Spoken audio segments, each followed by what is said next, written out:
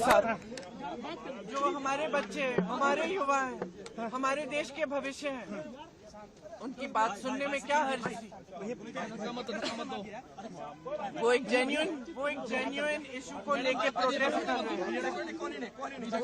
वो जो उनके साथ हो रहा है वो उसका दुख लेकर, गुस्सा लेकर प्रोटेस्ट कर रहे हैं।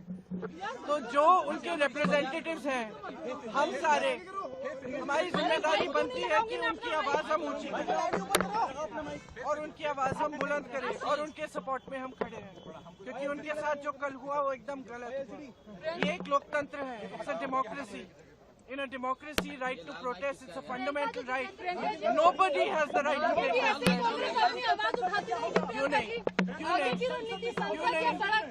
क्यों नहीं?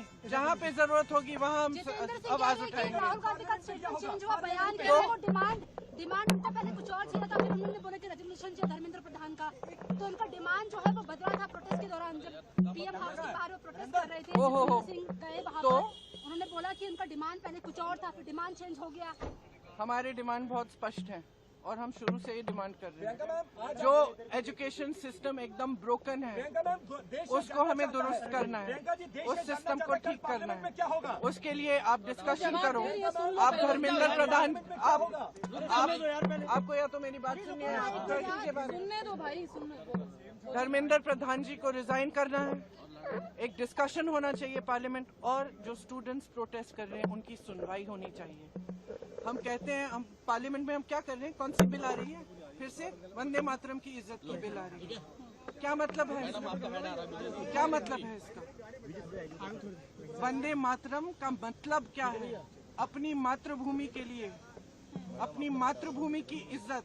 तो ये क्या है? हमारी मातृभूमि लोकतंत्र है। ये बच्चे कौन है? इन्होंने तो डाला है हमें संसद में, इन्हीं के तो वोट से हम पहुंचे संसद में। संसद उनका है, लोकतंत्र उनका है, देश उनका है। आप उनके बारे में नहीं सोच रहे हो?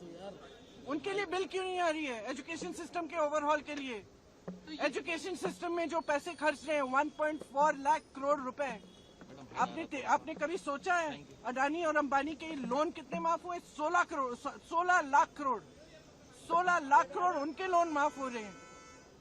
और एजुकेशन, पूरे देश के एजुकेशन में आप 1.4 लाख करोड़ डाल रहे हैं। डिस्कशन होना चाहिए, डिस्कशन होना चाहिए।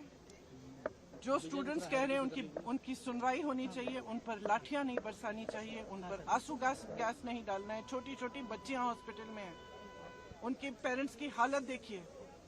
मैम, आम आदमी पार्टी और आप लोगों की जिम्मेदारी बनती है, आप लोगों की जिम्मेदारी बनती है कि आप स्टूडेंट्स की आवाज उठाएं, आप इस मुद्दे को उठाएं और आप देश को सच्चाई दिखाएं। मैम, आम आदमी पार्टी के लिए कांग्रेस ने प्रोटेस्ट खड़ा कर दिया।